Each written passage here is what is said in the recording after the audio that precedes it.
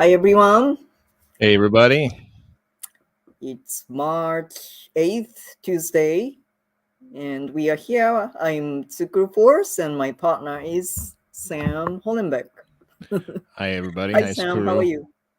Oh, pretty good. Pretty good. I got myself a new microphone here, so I'm hoping the show sounds a little bit I better can see today. that. Yeah, that Yeah. looks like really kind of heavy duty. Yeah, I mean it's kind of entry level for really what's out there. I mean, there's microphones that go up to like you can get like hundreds of dollars on a Mm-hmm. microphone. And no, so I decided to go with this one. It's a Audio Technica 2100X. It's like it's a nice entry level. I mean, I'm still tweaking it and getting it, trying to get it to sound right, but uh, even with minimal adjustments, it still sounds way better than uh the um the Bluetooth piece that I was using before. So Mm-hmm. um it wasn't bad. It was like I think it was like $80 for the mic and then like another 40 something for the arm, I guess. So Oh, I see. I see. Yeah, yeah. Well, I am thinking about investing in microphone as well, so we'll talk about that. yeah. Yeah. Later. Yeah. Yeah, it's something that I think it's going to be eventually like all of us are going to move to this. Like, I think it's going to get to a point where like we're all either going to have some sort of like I mean like kind of a choice between either you can do like a green screen like what I'm doing here, or probably like if you had like I don't know, some other sort of backdrop. Like I think Jimmy uses like a curtain that has like a really Mhm. nice blue gray like shimmer to it that like has like this really nice um I don't know, like it has this like nice Showtime look to it. So Mhm, I mhm. think that's basically what yeah. So as we go along, yeah, we're going to be continuously like upgrading everybody's recording environments so that everything has this nice level of polish to it. Right, right, right. Yeah, I mean, as far as microphones concerned, I just think that it's important for people to hear us. So I think that's the Oh most yeah. important thing. Yeah, yeah, Yeah, and and it makes a big difference. Like I was comparing back and forth between like the last episode I did of Dump the Incumbents this past Saturday with Joe, and I was mm, just going back and forth comparing the difference between the previous episode and this one, and I was like, oh my god, like how did I just accept that Bluetooth thing for so long? So it's like it just is like yeah, it's a it sounds more like me. mm, Yeah, mm, and not mm. and not like internet echoey me. Right, So right, right, right. Yeah, anyway, yeah. I hear you. Yeah. but yeah, no, Okay. that's cool. All right. So we have some interesting things again to talk about this morning, and um so I did the news like yesterday as well, right? So I've been sort of this like on the kick for California news, but kind of have a relevance to nationwide issues as well. So let's see. Okay, I would like to share the screen, and so the first one I thought we're gonna talk about is this California Governor Newsom's proposed plan, controversial plan, to a to essentially remove people. Okay, so I don't. Okay, I'm just kind of trying to be very careful with my words because I don't wanna kind of like I don't want to scandalize this, but at the same time, I am tempted to say like, okay, so his plan is to get people off the street, people with mental health issues and substance abuse issues, by essentially requiring them to be in this program, which is sort of like a mandatory treatment program. And if they fail to complete it, they're back in the system like prison system, you know, and Yeah, yeah. yeah. I mean, right off the bat, like I actually did a lot of work with harm reduction organizations. So which are, primarily focus on people with substance use disorder, and the very, the wide ranging effects that can have on individuals and families. And one of the things that I learned, and that was, by the way, that was with an organization called Truth Farm. It's like Truth, and then farm spelt like pharmacy. So it's Truth, PHARM. Anyway, so I worked with them, and they used to tell me, they used to explain to me about how they were very adverse to ever coercing or forcing anybody to accept any sort of treatment, because it's understood that, like, like people with substance use disorders, like, no matter what, like they're, I mean, unless they're like literally in the process of like hurting themselves or somebody else, like, it's like, you can't just like, you shouldn't just be like rounding these people up and just like forcing them into treatment. They have to be ready to go into a treatment program in order for it to be successful. So I know you said you don't want to scandalize this, but like right off the bat, I'm kind of like, I'm instantly wary of this, because forced treatment, and no matter how they try to dress it up, no, well, it's different this time, like, and it sounds like that's kind of like what it is here. It's like, well, it's different this time because it's like, it's not permanent, and there's like, yeah, it's not permanent, but like, we'll see as we get into it here a little bit. Yeah, let's just okay. So this article in San Francisco Standard is a explainer. So he explains like what it is and how it works. So we'll just go over that. So Governor Gavin Newsom announced an ambitious new plan Thursday to get people off the streets if they are suffering from mental health and substance abuse issues. The CARE Court, whose title includes an acronym for Community Assistance, Recovery, and Empowerment, would require counties to provide comprehensive treatment to these populations and hold individuals accountable for completing their treatment. The governor announced details of the plan in a press conference at a mental health facility in San Jose that included a number of big city mayors across the state and Dr. Mark Galey, the state's top health official. This is Governor Newsom quote, "There's no compassion stepping over people in the streets and sidewalks. There's no compassion reading about someone losing their life under Highway 280 in an encampment," Newsom said. "We can hold hands, have a candlelight." Okay, I can't see this. Let's see. Can I? Okay. Oh, wait. Anyway, yeah, so that's his quote. Yeah, we can hold hands, have a candlelight vigil, and talk about the way the world should be, or we can take some damn responsibility to implement these or those ideals.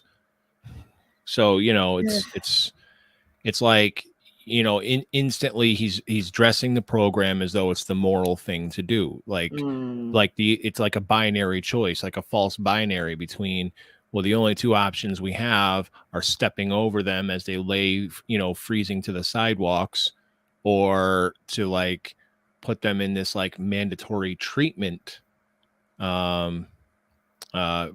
facility. Let's see. Michelle says, "Be wary. If they can qualify any behavior they do not like, they can criminalize it." Yeah. Yeah. And that was one of the concerns, I think. I might be jumping the gun here, but I think that was one of the concerns that somebody raised, like in this article, or maybe it was in the other one that you have. But it was like, talking about like, is this going to be just like another excuse or another way of just going around and just like rounding up undesirables, basically. And no, Sam, I agree. It's like the first time that I saw the headline for this article, my instinct was just, oh, I don't know, this sounds just not good. It sounds just very, very, very risky thing to do. So I have problems, with embracing it. So yeah, anyway, so how does it work? So essentially, the care court program would create an alternative system within the civil courts to help residents dealing with schizophrenia and other psychotic disorders, as well as those struggling with substance abuse. Basically, anyone who lacks the ability to make medical decisions for themselves.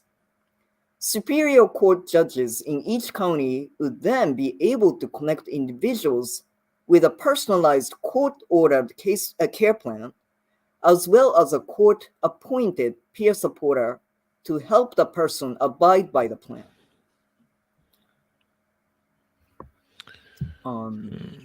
So back up for a minute, please. Yeah, sorry. So basically, as I say, basically anyone who lacks the ability to make medical decisions for themselves. So Superior Court. But who decides that though, right? Yeah. Well, who Personally. decides who decides that? And I mean, I don't know. Maybe I didn't have as much to say about this slide as I thought. I'm sorry, let's continue on. Yeah, let's just give people. Okay, so how long will someone be in the system? The plans could last as long as 24 months and can include a number of treatment options, including short-term stabilization medications, recovery support, and connections to social services, like housing with wraparound services. These services would be provided via an outpatient model centered in the communities where the individuals live. Is this just another name for conservatorship? Not according to the state officials who are calling it a new tool to address homelessness and the mental health issues. If an individual fails to complete their court-ordered plan, they can then be referred to a conservatorship or back into the criminal court system. Officials say this abides by current law, which holds conservatorship as an option. Okay, I can't read that sound. Sorry. Can you read option? Oh, you are muted. Sam, you're muted. So it's officials say this abides by current law, which holds conservatorship as an option of last resort when no suitable alternatives can be found. So yeah, so they're saying, this is different because we're going to you're going to be put in this program and you have to go by the program. And if you don't, then you can still face, referred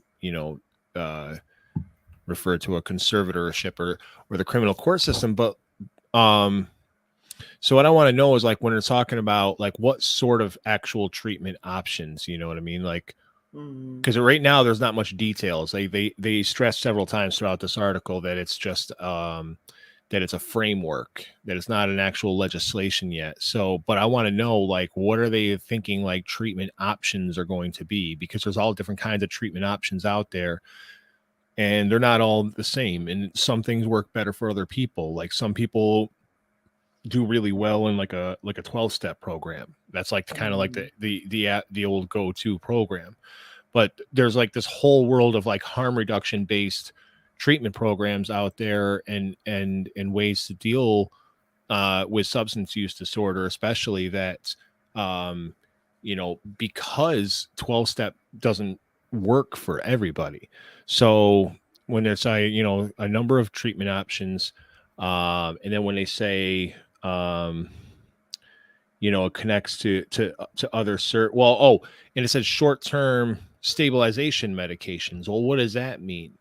Because I know like if you're a lot of people that like if you have like so for heroin, for example, like anybody who's on or like heroin, fentanyl, opioids of any kind,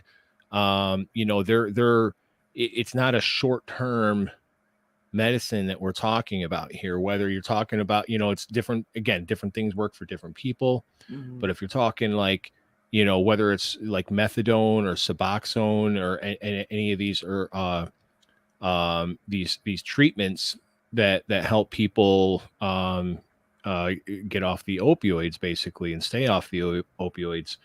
Those are long-term treatments.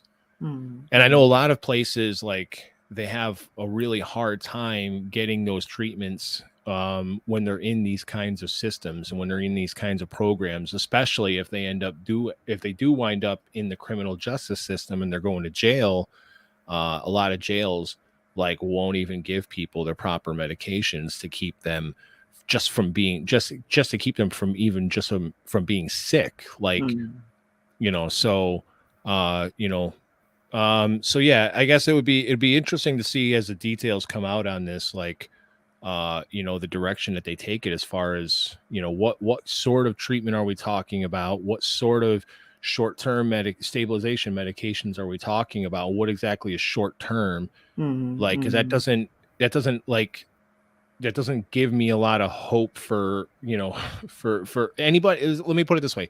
So anybody who is really like used to working with people and with harm in harm reduction, or people with substance use disorders, like they would be immediately skeptical of vague language like this, because a lot of times these politicians like to go out there and grandstand like they're doing something, and they use a lot of this vague language like they're really taking on these issues, and it's just kind of like paying lip service to some like general buzzwords that the public is aware of, and kind of, oh, treatment options, that sounds good, oh, housing, that sounds good, oh, Medicaid, but without hearing the actual details of it, it's really hard to qualify really how good of a program this is, and what exactly they're talking about, and how, if it's going to be met with any more success than any of our previous attempts.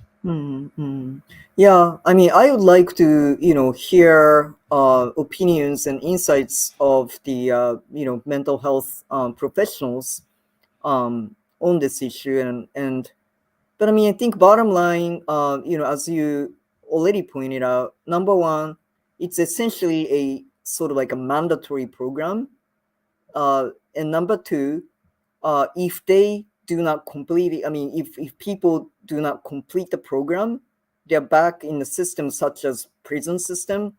I mean, these two things really do not sit well with me. I just think it's, yeah. Well, yeah.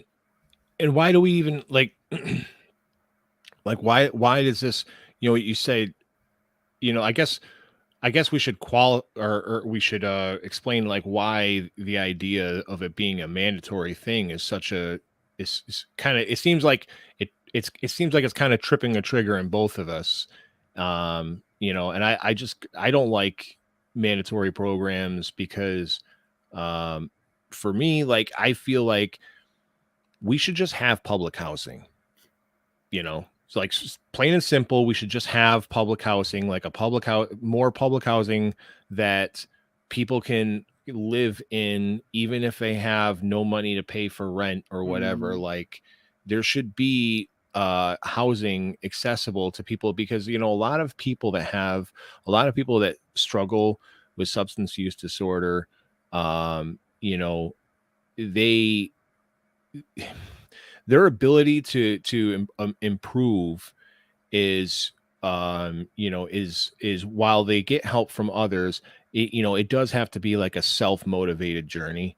And the better conditions that a person lives in, the more likely they are to recover, and to stabilize their life in ways to become more healthier. Like, if you have a solid place to live, Yep. that's going to go a long way to stabilizing somebody enough to where maybe, if they have a solid place to live, they can stabilize their life a little bit, and they can have a little bit of safety and security, and getting them off the streets is going to reduce, obviously, their stress levels, their danger levels, their exposure to all different kinds of elements. A person would be, more naturally inclined to use less in a less dangerous situation like that. So Yeah. it's like, I don't understand why, like, before we can even entertain the idea of connecting somebody with housing, such a basic fundamental thing for, for humanity, like why we have to have them go through a program like this first. Why can't we just have public housing? Yeah, I think what bothers both of us, or many of us, is that it's really not getting to the cause, to the source of the problem, and it's kind of like it's like a band-aid solution. So I mean, talking about housing for all, like Medicare for all, like why don't we have healthcare for everyone, right? Well, yeah, that's another big thing that would really, Yeah, that would because I was talking about this story with the mental health, care professional, friend of mine yesterday, who was on my show, actually, Project True, and we were talking about like, so like let's say a lot of transgender folks suffer from mental health issues, and but I mean, us not having healthcare, really makes it worse, because if we had healthcare, free healthcare, I won't even say affordable healthcare, because that word, really, really is actually deceiving. So anyway, free healthcare, free mental health healthcare, it can actually, create not only transgender communities, but create really healthy community, and actually, help us to build our lives, with the hope for future, like starting with like getting a steady job for ourselves. And a lot of people, a lot of transgender people I know end up on the streets as well, you know because of the lack of support system, lack of infrastructure, in our society. So yeah, housing for all, Medicare for all, let's get to the source of the issue, and instead of like thinking about the band-aid solution. So anyhow, let's see. Yeah, that's always been my biggest frustration working with harm reduction, is the fact that, like, coming from the background that I had of working with you know economists, like MMT economists, and progressive policy experts, um and we're always like, in getting involved in this harm reduction, it's like solutions, it's all solutions based, but it's like all, and a lot, like, let me back up. So harm reduction, there's a lot of parts of harm reduction that are just about, ways that we can change our culture, and change the way we treat people, the way that we regard like solutions that are on the table as far as treatment goes, and like a lot of the things that we've talked about. Mhm. But you know, it's sometimes it's really hard to not feel like you're just kind of playing, you're playing like whack-a-mole with like the symptoms of a problem, like you're saying. And it's like, knowing how it was so frustrating to work in harm reduction for, like a year or two there with Truth Farm, knowing that, like, we're talking about all of these solutions to deal with the problems that have bubbled up because these root causes are left to fester, like, the fact that we have no health care and no housing and no jobs and no, no hope for a lot of people, no minimum level of dignity that we're allowed, that we're going to allow each person as a, as a minimum guarantee of being a citizen of this country. Like, at the very least, you will have health care, a job, and a place to live that is like secure. And like, the fact that we can't provide that creates all these problems. And now we have all these, like, listen, I don't want to jump ahead here, but $14 billion. I mean, we're spending ridiculous amounts of money on these programs, that we could be making much smarter investments much farther upstream. So Yeah. So this is like the last detail of this program, but so yeah, where will the program apply? It's essentially like each of California's 58 counties. They'll be required to participate in the Care Corps program. If local officials fail to roll out the program, their county may be subject to sanctions, and in extreme cases, a state agent may be appointed to ensure compliance. And why is this happening now? Is Newsom, the former mayor of San Francisco, pointed to his hometown's crisis around homelessness and mental health, and how the state overall has reached a breaking point. Well, he's right about that, at least. I mean, a breaking point. Okay, on the side note, I'm sorry, I just have to say this. So, like 2 to 3 million Californians would risk we may lose health coverage as soon as this summer, right? The article came out a few days ago, like 2 to 3 million Californians, because either they make too much money to qualify for Medicare, or they make too little to afford health insurance from Covered California, which is affordable care plan in California. So I mean, okay, we are reaching a breaking point, but Yeah. my complaint, okay, sorry, I digress, but why are you not doing anything about it, Newsom? I mean, it's like you are looking at, this is like a band-aid solution that I'm talking about. It's like, why are you not getting to the cause of the issue? I mean, if you say we are reaching a breaking point, there are things that you can do as a governor, Anyway, so sorry. Well, yeah, and it's not like he's like brand new in office either. Like he's been there for a while. Right. Yeah. And speaking of single payer, I mean, he ran on that. Mm-hmm. He and then stood in the way of it. He expressed explicit support. Yeah. For that, and then he hasn't fulfilled on his promise. Or actually, not only that, he jeopardized, in my opinion, the passage of AB 1400. So, anyway, so where was I? Okay, so he added that California's current laws governing mental health issues are outdated, and the state often uses conservatorship or incarceration as a primary option to deal with the issue, as opposed to a more compassionate approach based on treatment.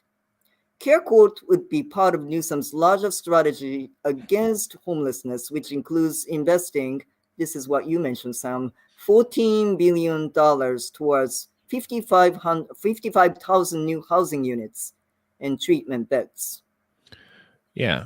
And, but again, this is all like temporary solutions to problems that have bubbled up because of very, very poor management of our population, like of our people, like of so we're going to spend all this money on so these, let me just say, like, these are good improvements from over what they had, because they said, as he says, it's better than incarceration. Well, yeah, no duh, it's better than incarceration as a first step solution. Yeah, it's better to put them through a program like this where we can connect them with treatment and housing. But again, if you're not giving the details on exactly what kind of treatment that is, and exactly it's still basically that the housing is a temporary solution. I mean, it's like you're not going to be able to stay there. You're going to have to like find somewhere else. It's like if we had the right investments to begin with, and we had public housing, and we had public health care, and we had a public jobs program, these things would go a long, long way and cost far less and have much greater benefits to society overall. And we wouldn't be constantly chasing problems. If we had a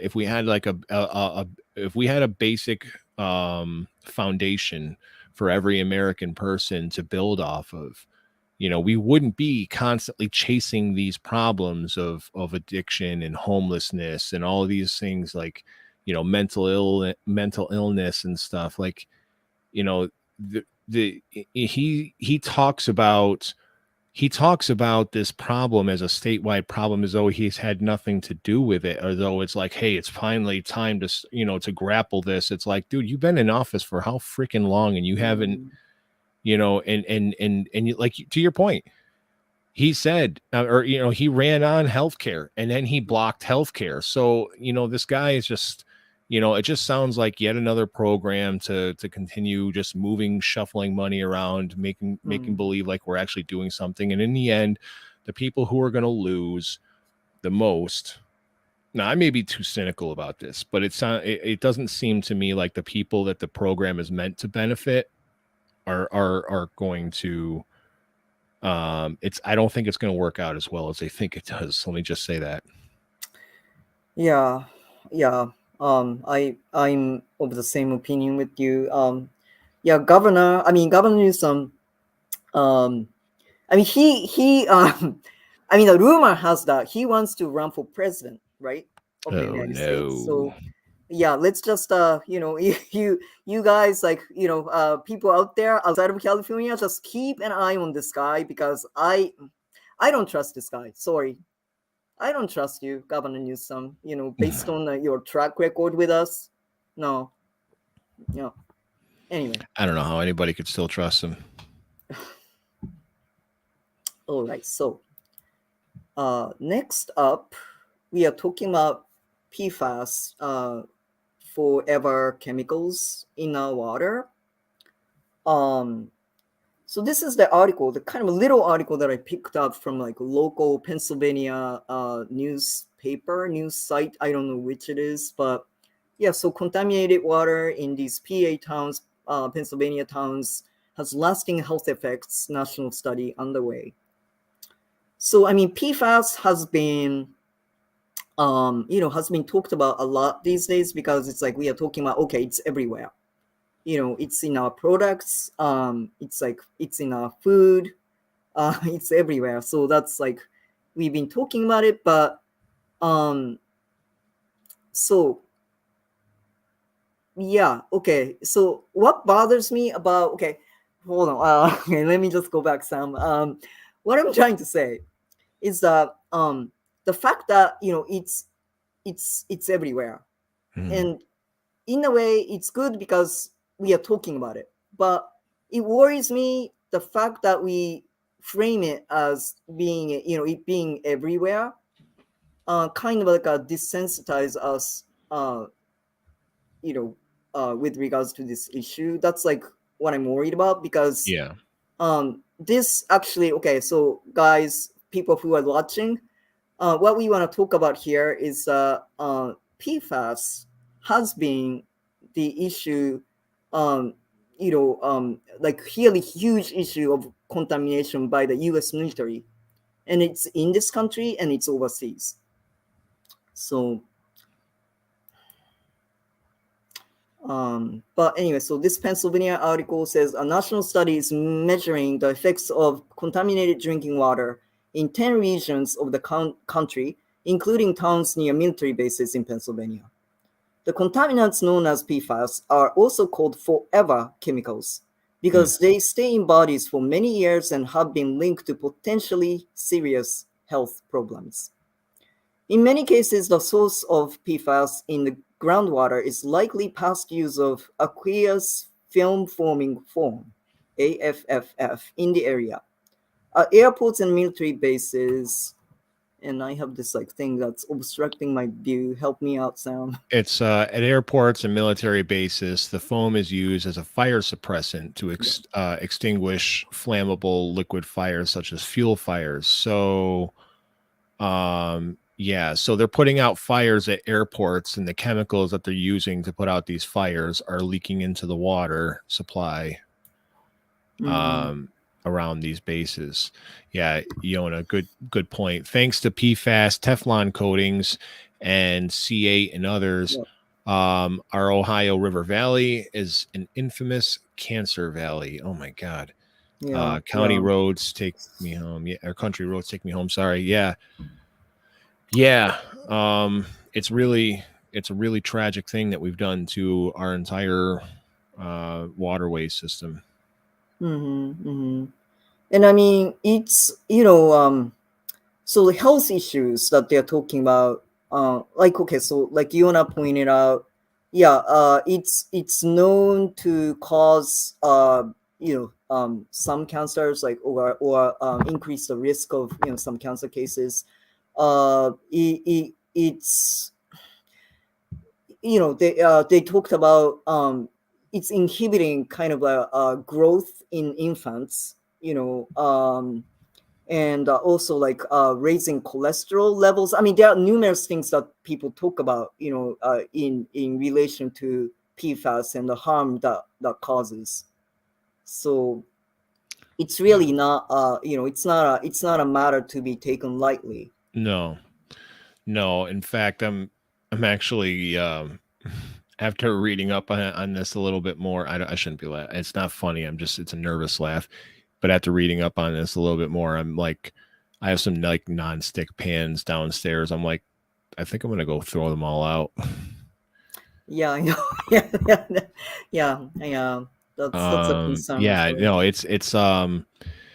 yeah, it's amazing all of the chemicals and all of the processes that have been approved by are governmental organizations that are meant to regulate these areas. What's okay for chemicals, what's safe to use where, what sort of processes are okay to use and what's safe.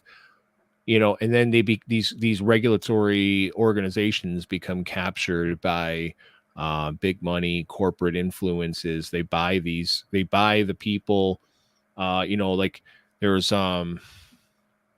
they call it the revolving door, that these people, they come work for the government for a few years and then they go work for one of these private organizations and back and forth, and they do and they change all the regulations to allow these chemicals to be used.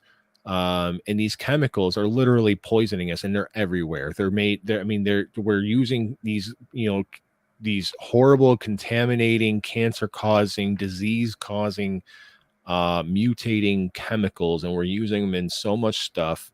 And it's almost like the problem is so big and widespread. It's in everything. So how do Mhm. you even walk this back at this point? Right, right. Yeah, so Yona provides really nice segue into the next issue. I mean, very much related issue that we're gonna talk about. So yeah, U.S. military bases are primary polluters of PFAS worldwide, from Oklahoma to Oahu to Okinawa to Ohio. Yeah, Yona, you are absolutely right, and that's actually we wanted to draw attention to U.S. military, contamination in Okinawa.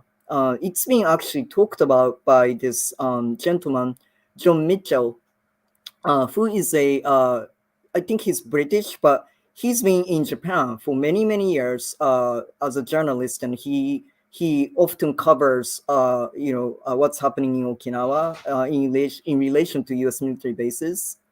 So, yeah, so as Yona pointed out, it's in this country, it's in the United States, but it's not only in the United States, but it's actually overseas. The U.S. military is causing really horrendous pollution in Oh yeah, Okinawa, polluting the water source for 450,000 people of Okinawa. my God. So, um, Yeah. Well, and then we're doing this all over the world, like in different ways. Not this exact thing necessarily, but I mean, we have, what is it, like 1,000 military bases all over the world or yep. something. And yeah, so yeah, we are, um, as many say now, like, yeah, we are absolutely the biggest polluters of the entire world. And I say we, like our military, in particular, has just had a devastating effect on the world. Mhm, mhm, mhm. And I kind of skipped over a lot in this article, but before I read this quote, just to give you a little background, So because of the treaty that U.S. or Japan has with the U.S., the U.S. military in Okinawa is essentially not accountable for anything. They have no accountability for the pollution that they cause. They don't even have to examine or disclose, what's happening to Japan. Although they do, I think they do have a reporting responsibilities to the U.S. government, and that's actually talked about in this article that they neglected or they concealed the facts to the report, um, um, to the committee in the United States government. But so this quote, talks about the lack of accountability on the U.S. military part, to a Japanese government and its people. So such lack of accountability has long angered Okinawans who, for decades, have campaigned for an overhaul of the Japan-U.S. status of forces agreement, which allows the U.S. military to operate outside Japanese laws. Under SOFA, the U.S. military completely controls access to its 78 facilities in Japan, 31 of which are in Okinawa Prefecture, and only rarely does it grant access to Japanese authorities. On-duty service members are exempt from prosecution for damage to Japanese property, and the military is not required to remediate contamination on land returned to civilian usage. God. Because of SOFA, the U.S. military can evade responsibility for such problems. It can hide environmental damage because there's no mechanism to force the U.S. military to open up the information or tell the Japanese government, said Manabu Sato, the Professor of political science at Okinawa International University in Ginowan City. Yeah. So it's been a really huge issue, and I've been involved in this issue because I was born in Sasebo, Nagasaki, and grew up there for 12 years of my first 12 years of my life. Sasebo is another military town. We have U.S. naval base there. So U.S. military base issue is really actually a part of my personal legacy. So I feel very strongly about what's happening in Okinawa, and how people have been tormented for years, and not only been tormented, but I mean really harmed, like materially harmed, by the presence of the U.S. military. So in other parts of the article, they talk about military helicopter accidents that happen every so often in Okinawa. There was this one incident where a door of U.S. military helicopter fell on the school ground when kids are, when gym classes are in session. Luckily, nobody got hurt, but that kind of thing happens all the time. The helicopter accidents are so prevalent, so often happens in Okinawa. But then again, nobody is held responsible. Japanese police, Japanese authorities are not allowed to investigate these accidents, even when the U.S. military helicopter crashed, and they were worried about the radioactive material because it's used in parts, helicopter parts, but they were not allowed to investigate or get the accurate assessment of the situation. So it seems to be the way, just hide it, and eventually, fuck it, we'll be dead before they actually hold us accountable. It's kind of like that's kind of like the mentality that the people have that are running this country and pulling the strings, calling the shots, however you want to put it. Like, they don't care. They're going to make ridiculous amounts of money. They're still going to be able to go on their, to do all their fancy shit and play with all their rich people toys and live in their big houses, and they'll be long fucking dead before any of us actually make them pay for the ways that they've devastated millions and millions of people. Yeah,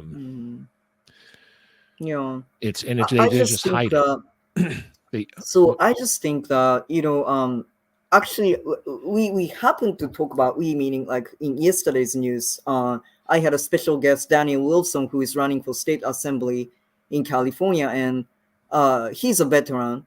So he and I like kind of ended up talking about Okinawa a little bit, and issues of Okinawa military bases is a bit complicated because, okay, because at least the Japanese government, is in a position that like they want the U.S. military, U.S. Military bases.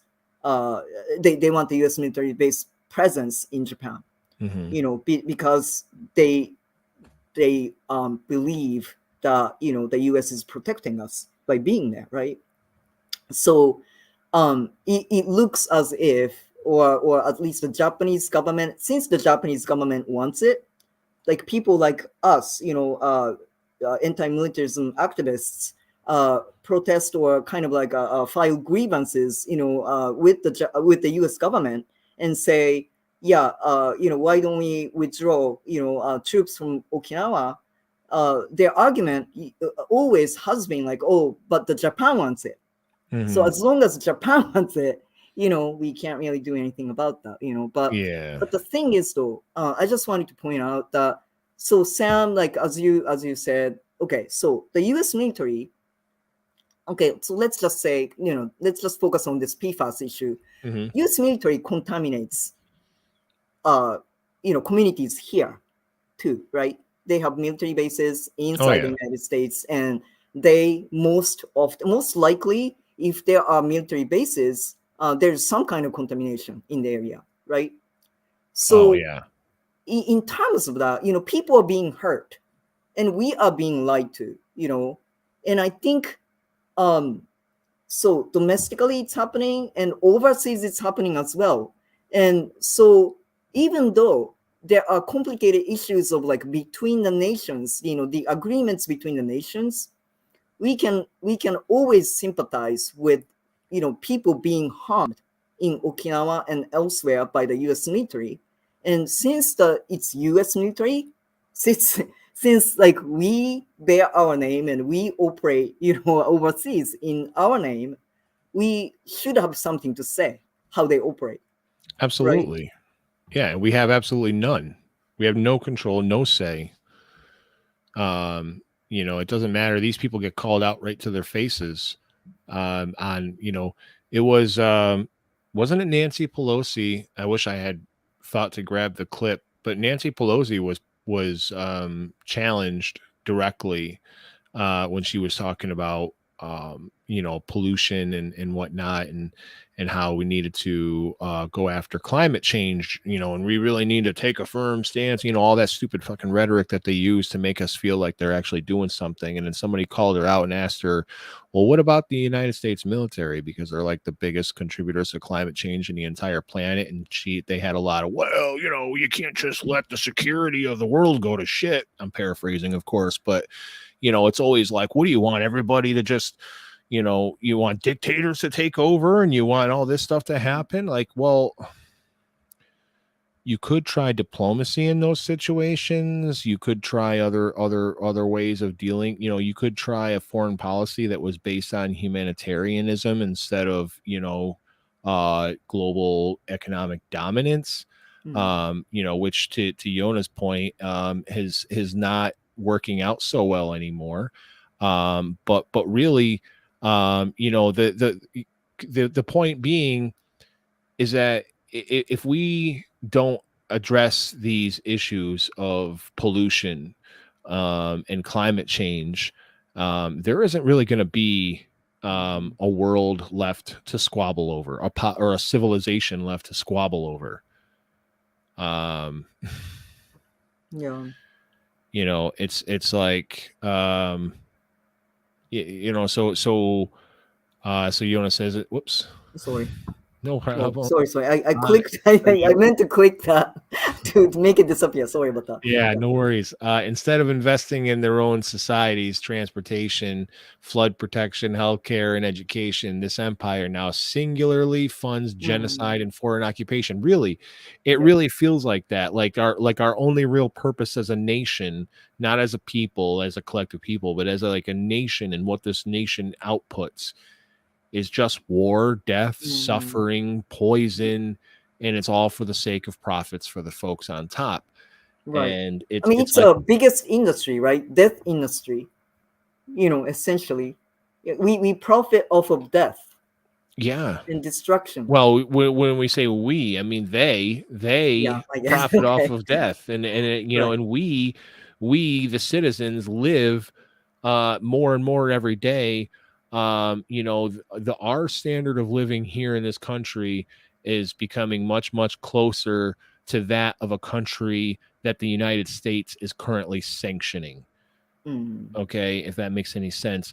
Like our quality of life continues to go down to the point where it matches, because we sit here in in the comfort of our lives, and we see all these countries that we're sanctioning. Like right now, I'm not making any statements on the war itself, but right now the sanctions, that are happening, where like Russia is being completely cut off from the entire rest of the world. It's like, though the people who had no decision-making power in their military, no more than we have in our own military, those people are going to pay the price. Those people are going to suffer. Those people are going to starve, and it's like, but we're getting to a point now where, like, well, I shouldn't say we're getting to a point, we've always treated our people this poorly, it seems, in this country, but like we citizens in this country, like, what is our benefit? Why are we so complacent, and why are we so complicit in all of this, in our foreign policy? Because we're not benefiting from it. We have relative comfort here in our consumerism, but overall, the same, every ounce of the foreign policy that we've sat here and allowed to happen to all these other nations around the world, it's going to come back to us in one form or another. We're not safe from this. And so whether it's the way that our military is destroying the world through its pollution, and its effects on climate change, or whether it's the bombs, either one way or another, we sit here and we allow this foreign policy to take place. And it's like, when we talk about like how we need to prioritize what we do going forward, I've been saying for a long time that, like, yeah, we have a lot of domestic issues here that we need to take care of, and we can walk and chew bubble gum at the same time. But if we don't prioritize immediately ending the negative effects of our foreign policy and what we've done around the world, poisoning communities, destroying, leveling entire cities, starving out entire nations. I mean, the future is going to pay us back in a big way. Right. Um. Yeah. I just wanna before we close, I just wanna read a little bit more. But yeah, so this is kind of thing that I mentioned already. But the most extensive contamination comes from PFAS chemicals contained in firefighting foams near Defense Department facilities on Okinawa. Farmers' fields, natural springs, and rivers are polluted, and substances have contaminated the drinking water sources of 450,000 residents. Such contamination is pervasive in the United States too, but unlike at home, where the federal government has begun to compel the Defense Department to implement surveys and cleanups, on Okinawa there has been no such. Push for accountability. Yeah. So, hold on, let's see. Oh, actually, okay, let me just skip over this because, okay, so we have like a 5 minutes, and actually, I wanted to touch on this issue because I'm a U.S. citizen now, but I was born in Japan, and I still, it's okay. So as a Japanese, I really have to point this out, is what I'm actually trying to say. So the government of Japan doesn't want to anger the United States. It wants to please them in any way. Sato added. That's a professor at Okinawa University. Tokyo has been ignoring these environmental problems for a long time.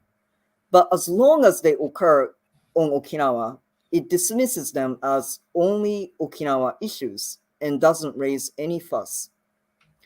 So the issues in and of Okinawa are really actually, very much connected to Japan's discrimination and prejudices against the indigenous Okinawans. Um, so we essentially, I mean, in Japanese mainland, Japanese government and mainland essentially use Okinawa as a sacrifice, because it's a indigenous land, and indigenous people of Okinawa live there, and there's been a long-standing discrimination against them. Um, yeah, so I just had to point that out, and because it'll be incomplete for me to leave this story without pointing that out. So yeah, no, it's a good thing to point out. I just want to hit a couple more of these comments before we wrap up here. So Yona says, yeah, we are powerful, and we are the change we seek ourselves. Mutual aid networks will ensure our survival, not continued faith in such an abusive empire. I definitely agree with that. Mutual aid networks are really where it's at, because then we become much more resilient to any attempts for, if when things do start to break down, or if the authoritarian figures do start to crack down on things as we do assemble ourselves and push for these changes. Mutual aid networks will help see us through that. Robert Copland says, Venezuela is another country we have economic sanctions on, and they are no threat to the United States. And the sanctions are harming the people of Venezuela. Yeah. Well, I'll tell you what, all of a sudden it seems like we're eyeballing Venezuela's oil again, and the rhetoric around Venezuela might start to change now that they're in a much better bargaining position. And the United States is going to be desperate to keep their oil prices from getting, well, they're already crazy, but even more devastatingly crazy. Yona says the result of constant economic sanctions has forced the creation of this alternative banking system of Russia, China. Yeah. So for the sake of the Russian people, I mean, I guess I hope that something there does work out for them, so that they don't all literally starve to death. God, because yeah. We should stop. We should stop validating sanctions. It really bothers me. Probably not people here who are watching, but it bothers me when people talk about sanctions as if that's a humane approach. It's like alternative to military actions, because it's as bad as military actions. It's a violence against people. So we should really stop validating sanctions absolutely as a valid approach, because it's not. So yeah, sanctions. And one last comment is that, as Yona says, sanctions always impact working people and the poor the very most. That's true. Yep. So all right, everybody. Before we go, I do want to say, so today is Tuesday, so that means over here at Kerberos Media, it is MM Tuesdays. MM standing for Modern Money, so it's Modern Money Tuesdays.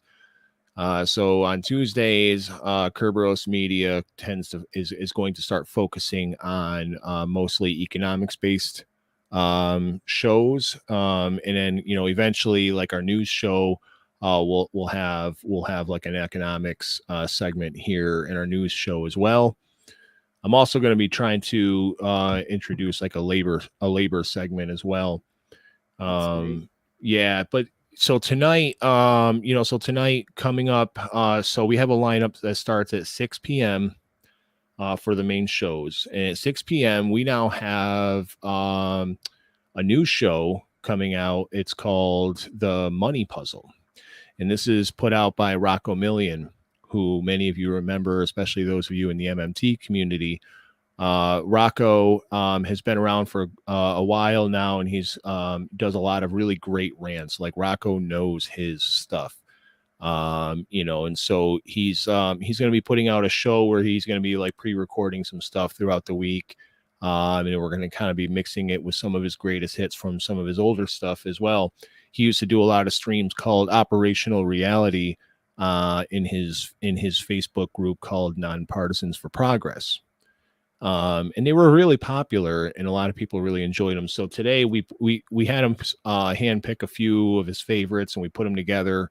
So that's how we're going to launch the show this week, and then in future weeks he's going to have some newly recorded stuff. So tune in 6 p.m. Eastern time, 3 p.m. Pacific for the Money Puzzle.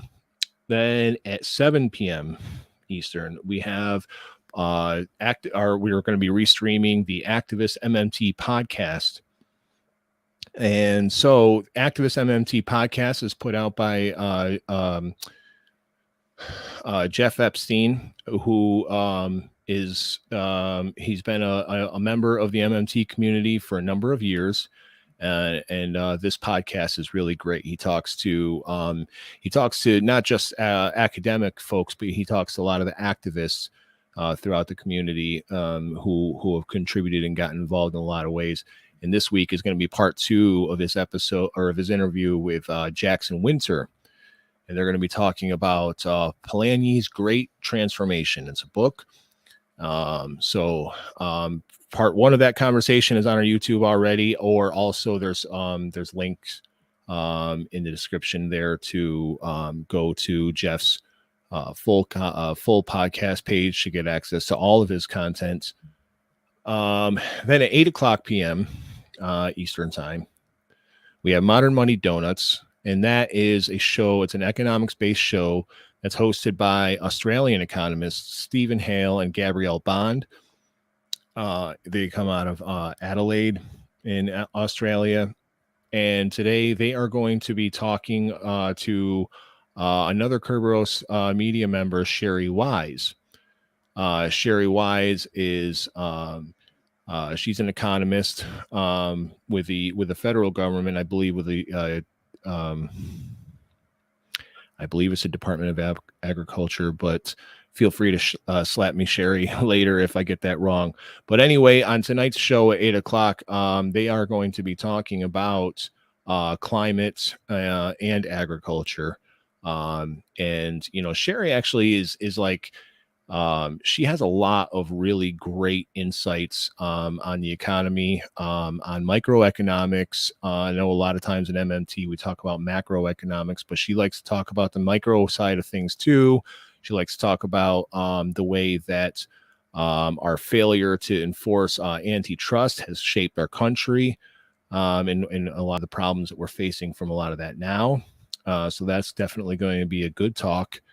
And then at 9 p.m., the last show in our lineup tonight, Joe Firestone has his new show called MMT and the Public Purpose. And he's going to be speaking with again with Jonathan Wilson, who is he is like an independent researcher and scholar. He's really into he's an expert on economics. So tonight they're going to be talking about MMT, inflation, and some other economic issues as well. So tune into that. That's happening all night. And then of course, Jimmy's going to be releasing, we have some cool shorts, some tweets replays from Amber Griego's awesome Tweets series that she was doing for Beyond the Spectrum for quite a while there. So stay tuned to Kerberos Media. I know that was a long mouthful. It took me a lot longer to say than I thought it would. But anywho, I just wanted to give everybody the kind of like the full update. So yeah, stay tuned. Yes. Oh, and I just want to say before we close, thank you, Yona, for tuning in. And I wasn't ignoring you. I read your Japanese tweets. It's nice to have fellow JA in the house. So thank you. Yeah. All right, everybody. So thank you, Tsukuru. Thank you, everybody who showed up to watch today. And definitely thank you to everybody who helped share the show and get the word out. See you later, everybody. Bye, everyone. Have a great day.